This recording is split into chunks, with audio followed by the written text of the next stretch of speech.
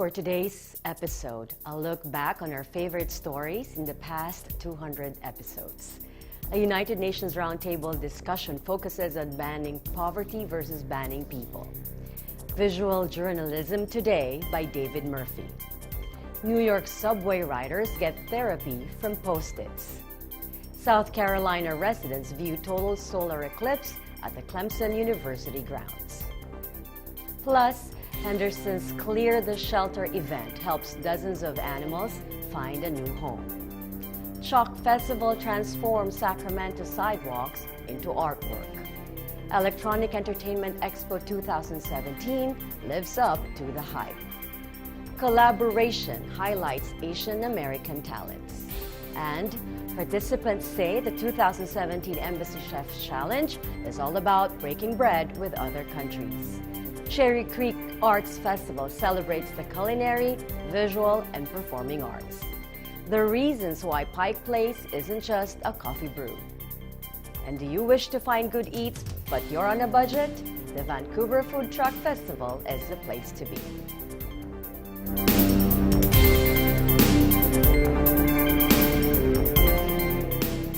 Hello everyone, I am Eliza Gonzalez Manglikmot, bringing you stories from around the globe. And this is the 200th episode of Eagle News, Washington, D.C.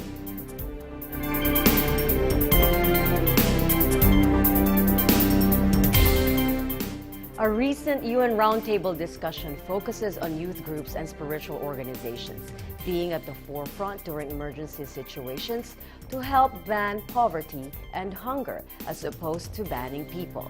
EBC's Jennifer Paulintan takes us to the UN headquarters in New York. We are here at United Nations headquarters in New York City, where the 5th High-Level Political Forum on Sustainable Goals is convening. Today's goals: eradicating poverty and promoting prosperity in a changing world. The set of Sustainable Development Goals to be reviewed are the end of poverty in all its forms everywhere, to end hunger and achieve food security and improve nutrition and promote sustainable agriculture, to ensure healthy lives and promote well-being for all at all ages, and to achieve gender equality and empower all women and girls.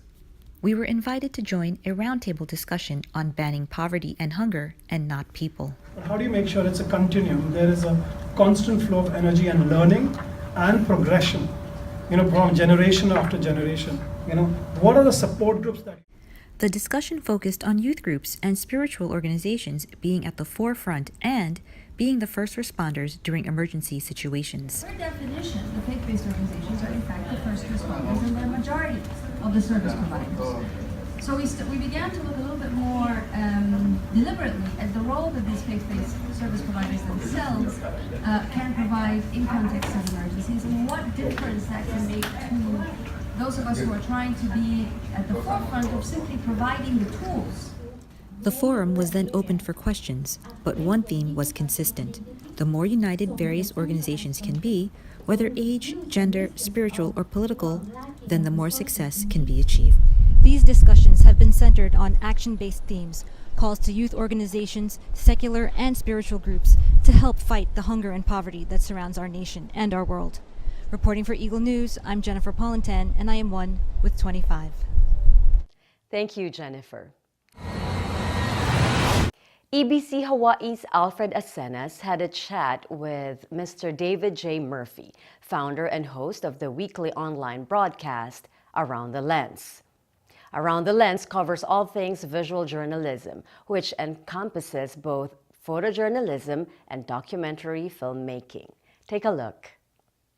Now, David J. Murphy may not be a household name just yet, but given his military experience as a combat journalist and public relations officer spanning almost 2 decades, it would suffice to say that he has earned a great deal of respect and credibility, not to mention a sense of commitment to continue what he does best, sharing his knowledge and exchanging ideas through those in his field, similar to what is shown here in his weekly broadcast on YouTube.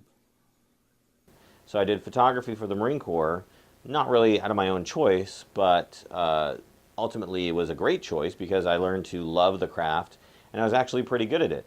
So I really enjoyed and developed my passion and love for photojournalism while doing it on the job. This love carried on as I completed my time in the military and moved on to other things, and it continues to this day. And it's one of the reasons why I started the podcast Around the Lens. Around the Lens is a live weekly visual journalism roundtable show where I get together a group of visual journalists, whether they be photojournalists or broadcasters, to talk about visual journalism. There were a lot of podcasts out there that talk about photography, general photography. I think This Week in Photography is a great one if you are looking for sort of general photography talk, or if you're sort of a beginner or intermediate in the field. I think it's a great show for that. But there was nothing out there that really delved into the heart of what I was interested in, which is visual journalism. And I want to say I call it visual journalism because in this day and age, I don't think anyone is truly just a photographer or just a videographer. I think the cameras we have today and the capabilities and the skills that we are required to have to be competitive in this market require us to master both fields, master both photography and videography, and that's why I consider us visual journalists. Now, David did share his views with us about different forms of technology, like my cell phone here and that tablet I'm using in front of me right now, and the use of social media, which people can now deliver news and information in a more timely manner. He has shared with us some praises as well as some words of caution. We'll know more about them in part 2 of our interview with David J. Murphy and all things visual media. Reporting from Honolulu, Hawaii, I'm Alfred Acenas for Eagle News. I'm one with 25. We will bring you more of that interview in our next episode. Thank you, Alfred. Frustrated over everything that's going on in the nation or simply looking for an outlet to express pent-up feelings, New York subway riders are given a chance to vent through Post-its. Subway therapy creator Matthew Levy Chavez shares with EBC's Joan Blanco Soriano why expressing frustrations by writing them down is truly therapeutic. Many cities have turned to protests to show their dislike for the new president-elect Trump. Underground, in the subway tunnels of New York City, one group of New Yorkers turned to another outlet to voice their anger, frustrations, and hopes for the future. Feel free, write anything that you like. This wall is about expression, so feel free to write something. The first version of the project was called New York Secret Keeper. I came out with a little sign that said Secret Keeper, and people could write something really quickly into a notebook and then just be on their way. Because I figured New Yorkers have lots of stress, maybe they could just get something out really quickly. But people really liked talking with me about their problem instead of writing it down. So I changed the project to Subway Therapy, and I started dressing up kind of like what I imagine a therapist would look like, so that people could see me at the table with the empty chair, and they would think, I can talk to him. And then after the election, I thought, people aren't going to be able to talk today. So I brought materials, paper, tape, and I saw some Post-its at the store, so I bought some so that people could express themselves non-violently, openly, and through writing. I've been sitting here for 6 months. I come out like once a week. I'll just talk to anybody that maybe needs somebody to talk to that doesn't have anybody in their life. So I think that's really important. A lot of people are walking around New York just super stressed, don't have family or friends they can rely on, and so I wanted to explore and see if people would just sit down with them. Here is the perfect place because there's just so many different people in New York. I think that people really need to get their stress out in a variety of different ways, but sometimes that kind of quick validation that you're not alone is really, really important. I think especially that Wednesday after the election, people were crying, people were overwhelmed, people didn't know how to let it out. And this maybe gave them an opportunity to feel like they were part of a community, even though they weren't really feeling that way. You know, I really like the ones, personally I like the ones that are funny. I think they're really great because yes, it's important to talk about the election, but also I think it's important for people to remember to laugh, be there for each other in that way. And then also the ones that really touched me from the very beginning of this are teachers or parents that have talked about how difficult it is to speak with their students or children about the adult world. They're so smart and they know what's happening, but they kind of connect the dots in a way that's very tragic. But this week, I've been telling people, hey, if you want to write about the election and you need to get that out, do it. But also, this is about just stress relief all the time. So if you want to talk, I encourage kids to say, what, do you have too much homework? You want to talk about that? So, it is more than just the election, and people have started writing about that. One of the first ones that I wrote, I think I wrote maybe 3 or 4 to start it off, and the one that I really remember, and it was the first one, is I wrote, I'm sad that my friends are upset. I think it's important for people to connect, and really I'm just very, very passionate about that. So I do projects like this. This is Joanne Blanco from the New York Bureau, and I am one with 25. Thank you, Joanne. A few days ago, millions of Americans experienced their first coast-to-coast total solar eclipse that marched from the U.S. Pacific Northwest to the Atlantic seaboard.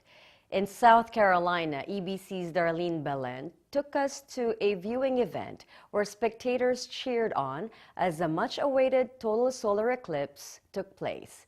Take a look. Some are calling this a once-in-a-lifetime event. People from coast to coast in the United States witnessed a total solar eclipse on August 21st. While solar eclipses are not necessarily rare, the opportunity for so many people across the country to see the moon covering the sun has not been experienced in decades. Gathered wherever open sky could be found and armed with their solar-filtered glasses, onlookers in the southeastern U.S. cheered as the moon's shadow raced across and covered the sun for a few mesmerizing minutes.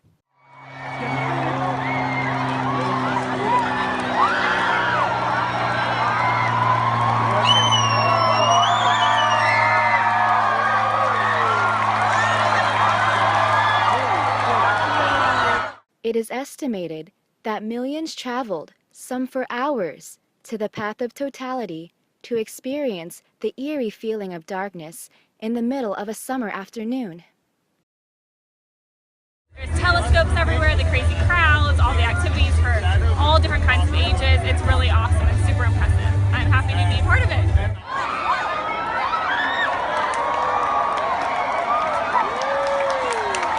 As the sun re-emerged, onlookers began to look forward to the next American-viewed total solar eclipse, which will happen in 2024. Reporting from Clemson, South Carolina, I'm Darlene Belen, and I am one with 25. Thank you, Darlene. Up next, Henderson's Clear the Shelter event helps dozens of animals find new home. Chalk Festival transforms Sacramento sidewalks into artwork. Electronic Entertainment Expo 2017 lives up to the hype. Plus, Collaboration Houston highlights Asian American talents. Eagle News, Washington, D.C.'s 200th episode will return in a moment.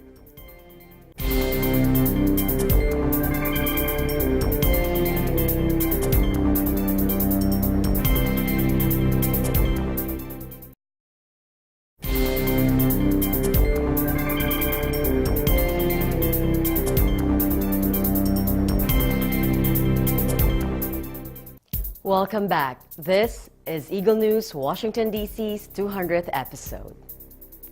Give a Pet a Loving Home is a call that Henderson, Nevada answered. For the first time, the city took part in a nationwide campaign to clear the shelters. A record-breaking adoption event made pets happy and a lot of homes happier with the newest addition to their families. Julianne DeSena with this heartwarming story. 2 local shelters in the Las Vegas Valley join nearly 700 animal shelters across the United States in hopes of placing every adoptable animal into a loving home. One of these shelters celebrate 2 firsts this year. The City of Henderson Animal Care and Control Facility hosted their first Clear the Shelters event on Saturday and Sunday. It was also the first time ever for the shelter to open on a Sunday, doing so in an attempt to find permanent homes for all of their animals. So because this is our first time, we could have just stayed open today for the Clear the Shelters event, but we really truly want this to be very successful for all the animals here. We would really love to have all of our adoptable animals find homes forever. So we decided, you know what, we're going to open up on a Sunday. We're going to trust that the citizens of Henderson and the city of Las Vegas will come in and support our shelter and come down and really do truly clear the shelter. I think it's wonderful. I think it's a great way to expose the opportunity for people to come and, get a wonderful pet. It's also a great opportunity for the pets to get great homes. So I hope they're very successful today. During the Clear the Shelter event, adoption fees were discounted 50%. For Henderson residents, an additional 50% discount was given. For example, a puppy that normally costs $90 to adopt would only be $45 during the event. However, Henderson residents would only pay $22.50. And if you have any reservations on adopting an animal from a shelter, your worries could be at ease knowing that your new pet is up to date on its vaccines, is spayed or neutered, has a microchip, and also comes with a rabies tag or Henderson licensing, all covered by your adoption fees. We've had German Shepherd type dogs for our last 4 dogs, and all of them were rescues in one form or another, and that's what we do. Every dog we've got has been great. It's fit right in with our family. We've got other dogs that were younger, and like our last German Shepherd we had lived to be 14.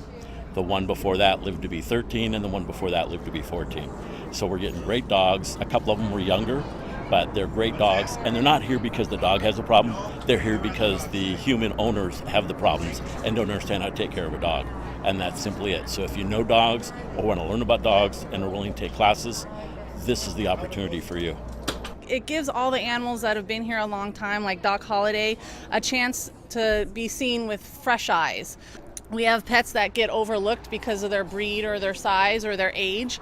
We have a lot of senior pets that are 8 and older that are here for multiple different reasons. Their owners might have passed away or their family members can't care for them anymore. And all those pets have been spayed and neutered. We give them dentals while they're having their surgery so they don't have to go under general anesthesia again, microchipped in all their vaccines. So these are pets that we're really hoping with the Clear the Shelter event that can find forever homes. That's why events such as this one are so important. They help bring awareness to communities about the rescuing of abandoned animals. They help shelters like this find loving homes for these animals in need, and they also help families find loving pets who have already been vaccinated and spayed or neutered for just a fraction of the cost of your regular adoption fees.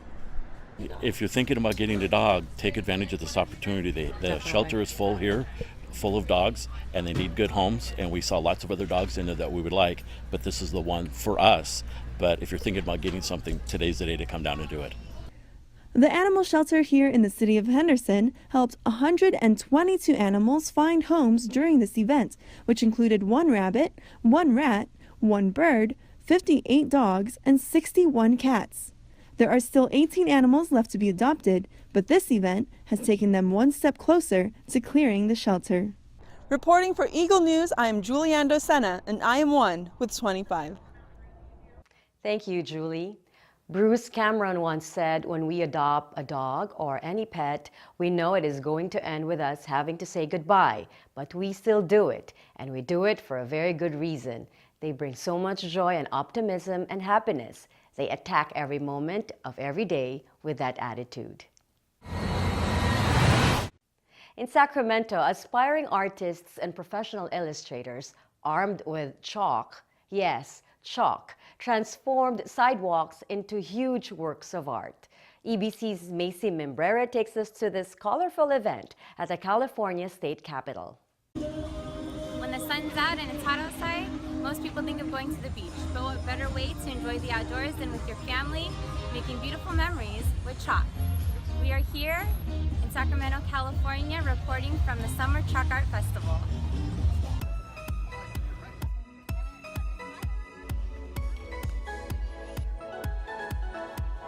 It is indeed a feast for the eyes as the Southgate Plaza hosts their first chalk festival.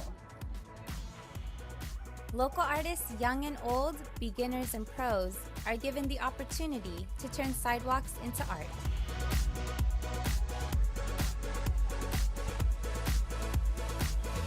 Special guest artist, the Chalk Chica, creates a giant mural of the event.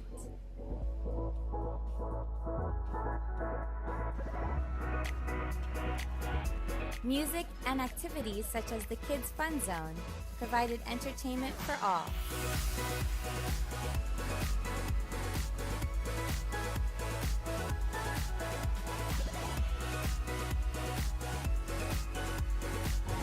Thank you so much for joining us here at the Summer Chalk Art Festival. I'm Macy Member, your Sacramento EBC correspondent, and I'm one with 25. Thank you, Macy. Definitely a huge canvas you have there. In June, E3, or the Electronic Entertainment Expo 2017, took over the Los Angeles Convention Center. For 3 days, gaming enthusiasts swarmed the venue with hopes of discovering the newest and the most exciting games to watch out for. EBC's Alan Basilaje was in the middle of it all. Take a look. There's a rumor that once a year an incredible wonderland emerges, promising anyone fortunate enough to gain access an electrifying and unforgettable experience. This place really does exist. How do we know? Because we're here at one of the biggest shows on earth. Welcome to E3!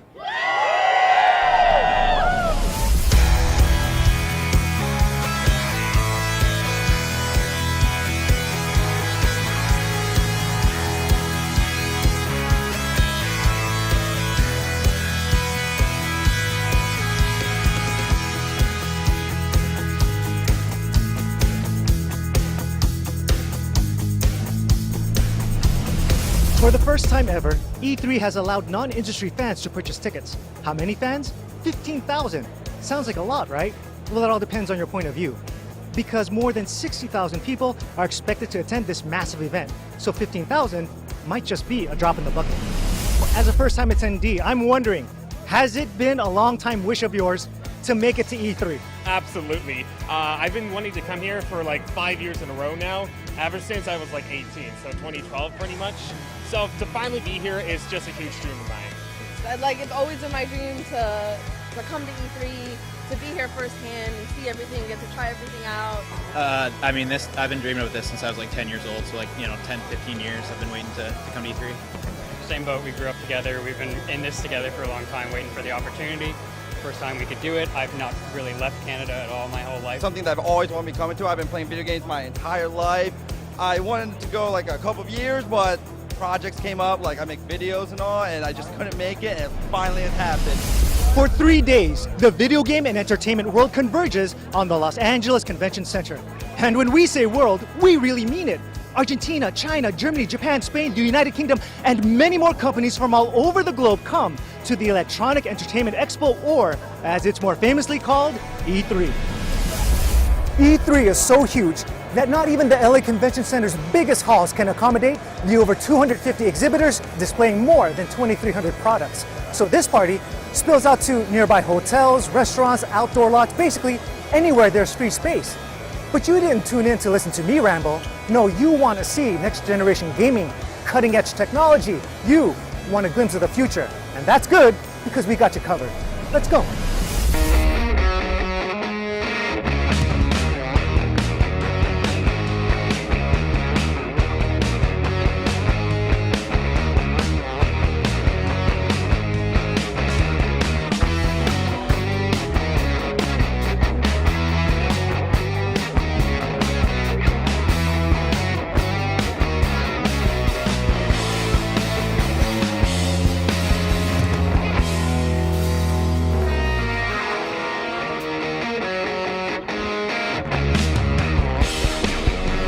Tell us more about Raiders of the Broken Planet. Well, Raiders of the Broken Planet is essentially a game, in short, that will appeal to shooter fans, but at the same time will take them out of their comfort zone. In the sense that it will require from players to play in many different ways. Shooting, of course, but brawling is very important, and it's also very important to be absolutely aware about your tactical position on the battlefield. As you can tell, we're dying to head over to the Broken Planet. Can we go check out the game? Well, the release date hasn't been announced yet, is going to be very, very soon. It's going to be campaign-based, and it's going to be at a price that you'll have to look at twice to believe it. So I guess what I'm getting at is, I like to see the game in action. Can we watch you play it? Of course. All right, thank you. for it. Let's go for it.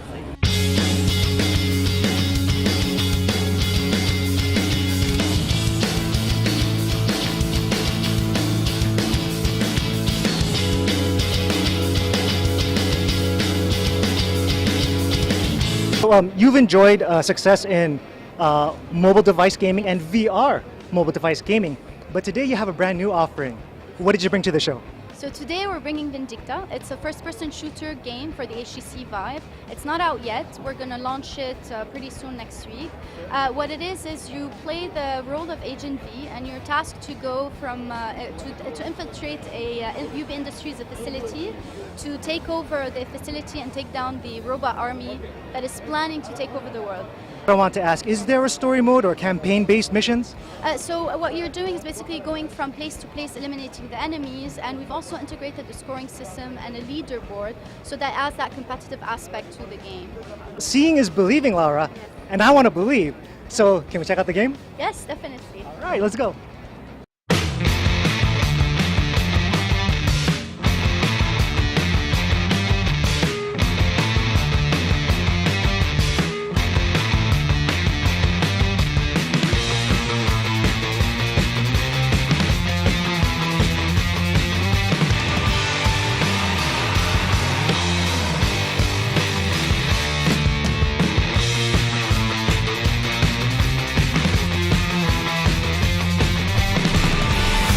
Those were awesome games.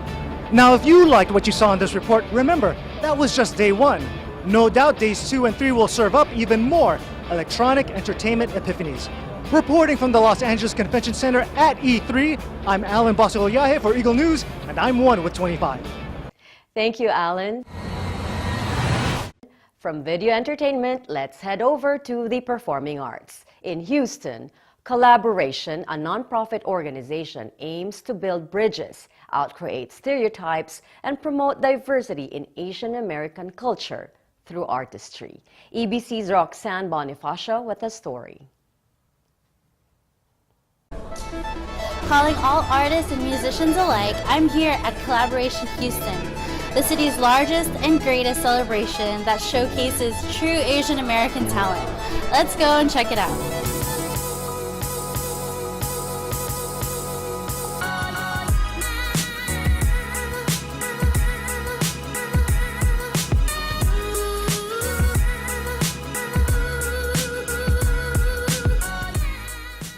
Collaboration is a global nonprofit organization that aids in empowerment for artists and entertainers.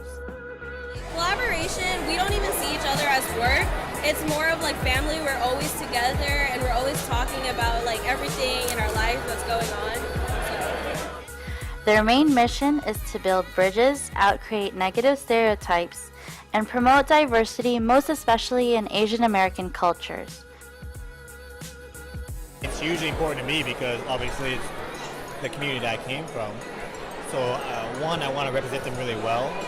But two, I also want to give them a view in terms of what else we can do as Asian Americans. We have a sort of our role in society and the stereotypes we fill out, and we do those very well. There's nothing wrong with that. Asian American doctors and lawyers and professionals. To be from Canada, like the weather down here, guys, it's amazing. You guys have great weather. I love living in any place where they will send me home from work early because it might get cold. That's adorable. Very cute, very cute.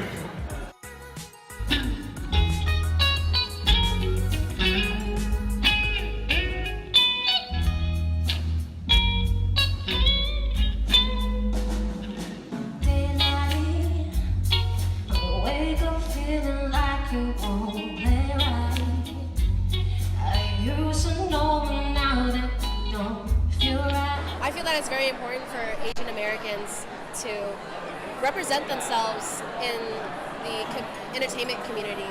So I feel that me going up there to perform and like pursuing my dreams of music and dance and entertainment, I wanted to pave a way for other Asian Americans to see like, hey, anyone can do this. Everyone can do this. I'm not anything special. I grew up here in Houston. I started out playing ukulele, playing guitar, watching the YouTubers like AJ Raphael, JR Aquino, everyone, even watching Kev Jumba, and now he's like one of my really good friends.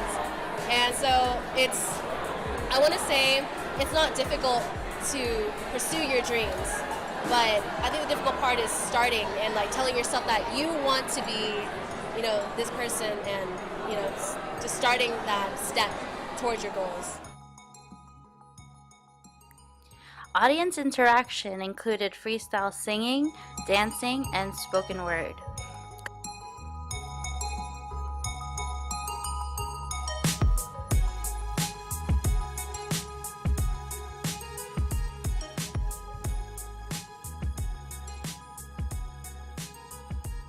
The performers were previous showcase winners, songwriters, and comedians, with special guest YouTube star Kev Jumba and music artist Keena Granis.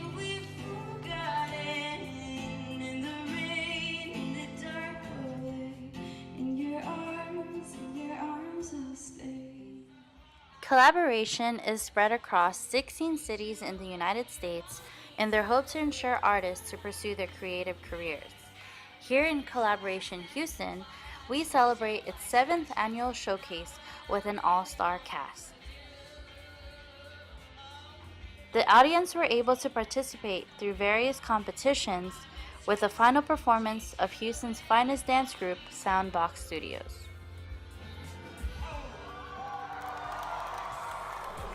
Now that was an amazing show. Be sure to check out Collaboration when it hits to your town. It's an event you don't want to miss. I'm Roxanne Bonifacio, and I'm your EBC correspondent, and I am 1 with 25. Thank you, Roxanne. When we come back, participants say the 2017 Embassy Chef Challenge is all about breaking bread with other countries. Cherry Creek Arts Festival celebrates the culinary, visual, and performing arts. The reasons why Pike Place isn't just a coffee brew. Plus, wishing to find good eats but on a budget? The Vancouver Food Truck Festival is the place to be. Eagle News Washington, D.C. 200th episode will return in a moment.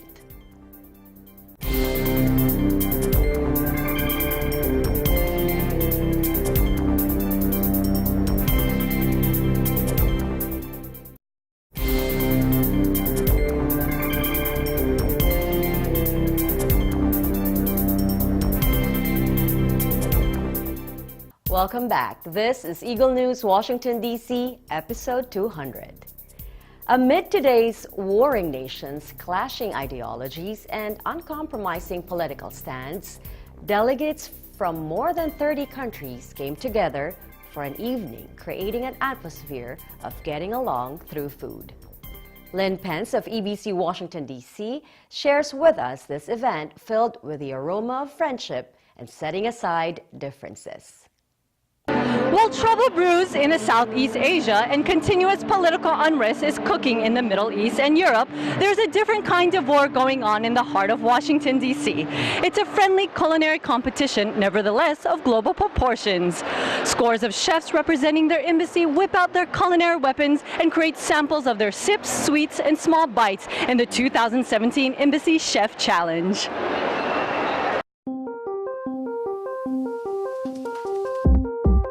Over 30 countries showcasing their cuisine fill the Ronald Reagan Building and International Center here in the nation's capital. Each booth invites the spectators to try and see what they have to offer. Chef Samad Nouri of Afghanistan entices us with his rendition of Koboli Palau.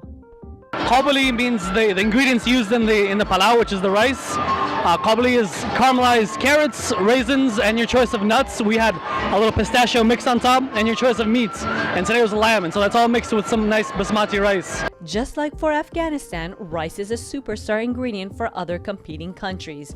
However, what makes it distinct per entry is the grain variety and preparation. The use of jollof rice makes Ghana's entry unique among others. What makes makes it actually different is the type of rice we actually cook with it, and also the type of spices we put in it, the amount of tomatoes that goes in it, and the amount of time you take to cook the rice. When you present jollof rice, they can say, yes, these people are from West Africa and they are from Ghana, and then how it tastes and who cooked it, it actually tells more about the country and how happy we are and how we present our colors. Chef Yasser Alzana of Saudi Arabia serves us mufata, paired with yellow rice and lamb, a traditional Saudi dish that he says symbolizes big-heartedness. We consider it as a generosity to give it to someone that you love or a guest that come to your house. So it's a kind of a traditional food for whole of the Saudi country. Philippines entry, binolat, or grilled pork with quail egg and cherry tomato, is Chef Red's attempt to defend the country's title as last year's People's Choice winner. Chef Red says being here is more than just showcasing a country's cuisine. It's really about breaking down boundaries. It's actually awesome to be here because where can you find, 35 countries participating in one night and bringing their culture and their values and everything. And I believe that, food has no color, there's no boundaries, there's no wall. So if you break bread with other nations, it brings the camaraderie and, the bonding. Afghan chef Samad Nouri couldn't agree more. International community, everyone needs to eat, everyone has hunger, so that's the start of any diplomacy. If you can break bread with someone, that's a sign of allyship, of friendship, just coming together, stopping whatever fights you have, or in ensuring you have friendship with some food. Performances from diverse cultures became a factor in making the Ronald Reagan Building and International Trade Center smoke and sizzle. Culinary creations and concoctions somehow gave us a background of the participating nations, their influences, their history, to better understand their way of life. DC residents Janina and David say signing up for an event where you can try food, listen to music, and experience cultures from all over the world is a dream come true. I love the different cultural installments. So there were like whirling dervishes, and there was people from Guatemala playing the flute. It was incredible. Yeah, it was awesome. Just seeing everything, like the flamenco, even the flamenco band and everything was amazing. Yeah. What was your favorite country that you think? There were so many. I think Barbados was delicious. Yeah, I gotta say Barbados. That's the mahi-mahi, that was great. Janina and David's pick, Barbados, is last year's winner. I think Barbados is known to be the dining capital of the Caribbean, with the only cigarette-rated island in the entire region. And having won last year, we really wanted to showcase what really differentiates us as a culinary destination. And Chef Damien is actually the Caribbean Chef of the Year. So he competed against chefs from across the entire Caribbean, and he's created this special dish just for tonight to give people a taste of authentic Barbadian cuisine with a modern twist. This year's winner, however, is Moha Fadal, a chef hailing from Morocco. Chef Moha is ecstatic and proud for what he considers a national accomplishment. First, I'm happy, and first, I'm happy for my country because Morocco is so far from Washington, but now is next to Washington, because you have to know that Moroccan food is the best. You have to know that because we are good chef and we cook well. Although the Philippines did not win this time, embassy representatives couldn't be more proud. U.S.-Philippine Society Executive Director Hank Hendrickson says the line to taste Chef Red's binolat speaks for itself. Tonight is all fun, and it's about Philippine cuisine. And we're just delighted to be able to sponsor Chef Red and work with the Philippine Embassy and others to make this a success. I think you can see from the lines here how much people are really attracted to Philippine food, and you're just demonstrating tonight what is one of the best things about the Philippines, which is the warmth, the food, and the people. Public Diplomacy Officer Daryl Arteides of the Philippine Embassy says tonight gives her a feeling of pride. For me personally, it's a proud moment. To be able to compete, not only that, but to present our food in this cosmopolitan city of Washington, D.C., where we have more than 30 embassies participating, meaning more than 30 countries putting out their food out there, and to have our food also to be presented alongside all of those, it's a proud moment. Binalot, since it's a tradition, what it really represents is community, and for me, that's the ultimate. Chef Red used to say, food has no color. Everybody enjoys food. It's universal. It's like English or it's like music. And I cannot agree more. Indeed, a successful attempt at entwining culture and food in this 2017 Embassy Chef Challenge, and a global high hope of bridging the gap between countries through food. The winner of today's Judges Award is Morocco, Embassy, and for the People's Choice Award, Haiti. From Washington, D.C., I am Lynn Pence, and I am 1 with 25. Thank you, Lynn. EBC will definitely be there in next year's Embassy Chef Challenge. From the nation's capital, let's travel to the mile-high city, Denver, where EBC's Marie Dumayak shows us around the annual Cherry Creek Arts Festival. Marie? In this 4th of July holiday, 350,000 visitors are expected to attend this 3-day weekend world-class arts festival in Denver, Colorado, where more than 200 artists will showcase their work.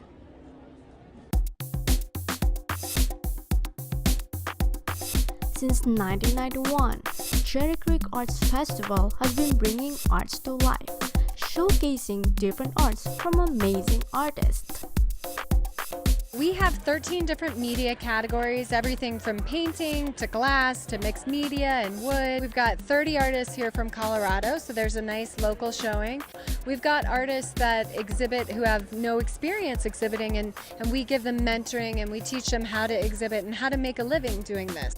80 new artists have made it to this year's event. A few years ago, I was actually inspired and encouraged to apply as an emerging artist, and I did so for the first time in 2016. And I was accepted, and I was just honored and amazed just to get into such a prestigious show and show my art for the first time.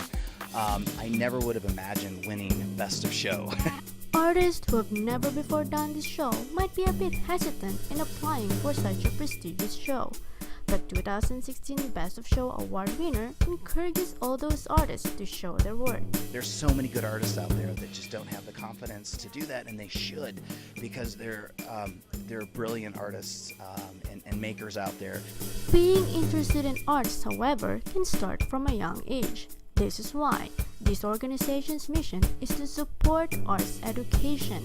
Our main program is the Mobile Art Gallery, and it features original artwork. It travels all over Colorado, bringing art into schools, and we feel like that's really important to get art out there, get kids exposed to art. We have a whole block full of family activities where kids can have hands-on experiences creating artwork. I think it's really important to the community. And in all the activities that this event has to offer, surely you'd get hungry. In Culinary Avenue, everyone is treated to all kinds of mouth-watering specialties, international cuisine from some of Denver's most popular eateries. This event, as you can see, is one of the most selective events that you can do here in Denver.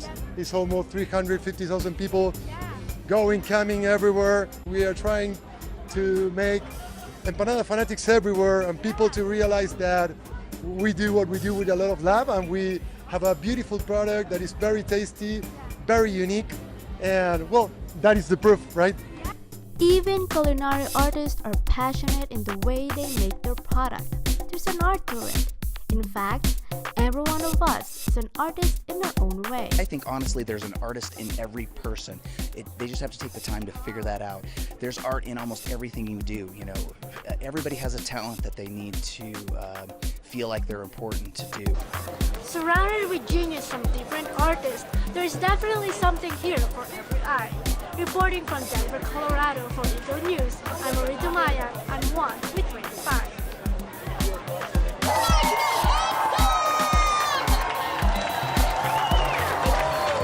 Thank you, Marie. That's food, art, entertainment, all in one event. Can't beat that. From Denver, let's travel to the Pacific Northwest of the United States and find out why the fascinating charm of Seattle's Pike Place makes it more than just a coffee brew. Michael Hudson with the story.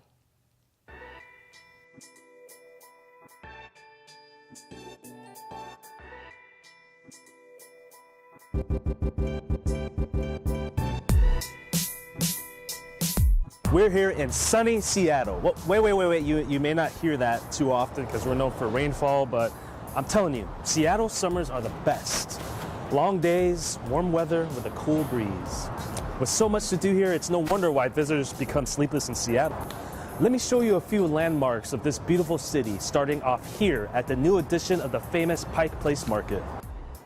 The Market Front. It's the first new addition in 40 years to the marketplace. It now gives the public a panoramic view of the Puget Sound, as well as new opportunities for vendors and artists to sell their merchandise and trade. It also doubles as commercial and residential space for merchants and low-income senior housing. The famous landmark is actually a public market by the waterfront in Seattle, Washington. It's one of the oldest operated public markets in the country and the most popular tourist attraction in the state. It's filled with many shops and restaurants, as well as street vendors all along Pike Street for you to experience. There are different levels in the market where the lower ones hold collectible shops, restaurants, and various vendors for selling their goods. Along the upper levels on the street, you have produce, souvenirs, as well as a known staple of Seattle, seafood. I'm sure you've all seen the fish throwing exhibition here. This spot is probably one of the most featured sites you've seen at the market. I wasn't able to participate this time, but if you come through, maybe you'll get to catch one yourself. So, what else is Seattle known for? I'm sure you guessed it, Starbucks. The location of the original store is just a stroll down the street. Located on 1st and Pike, it hasn't changed much since first opening. If you thought the line was long at the location nearest you, well, be prepared for an even longer wait here as well. Luckily, there's always entertainment to help you pass the time.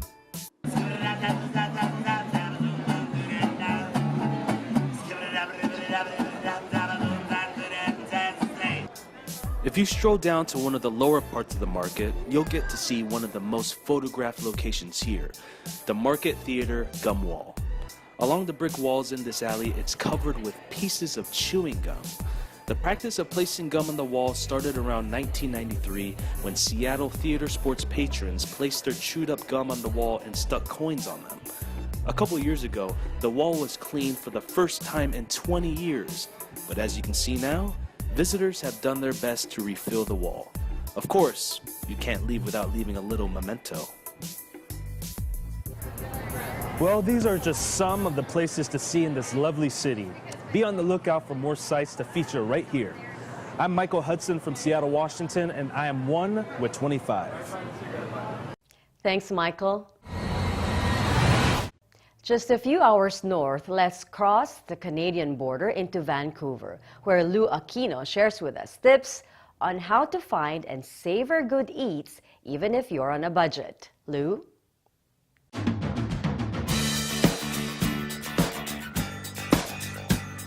Hi guys, it's me Lou and we are here right now at the Food Truck Festival in Vancouver and we are going to do the $20 challenge. I have 20 bucks here and we're going to see how much food we can get with 20 bucks. Let's go!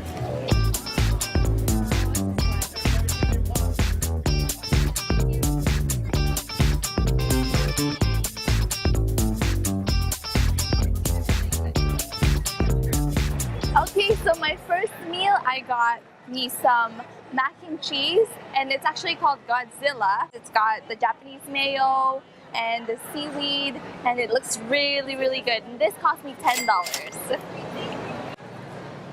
It's really good.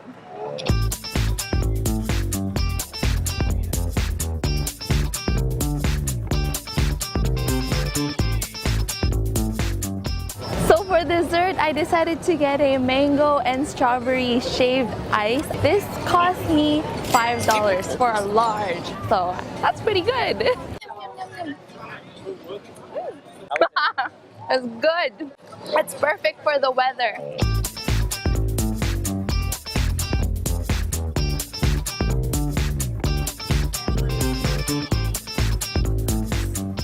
So for the rest of the money that I have, I got me some mini donuts and this cost me $6. And it's so cute because the place is actually called Hugs. So I got 16 hugs.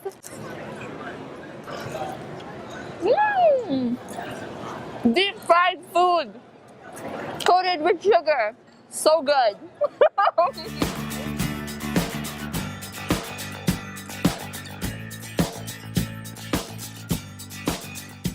Alright guys, so that's the end of the challenge, and unfortunately I went over by $1, but it was worth it. The food here was amazing. It was really good, and I hope you guys had fun, and I had a lot of fun too. Thank you so much for joining me.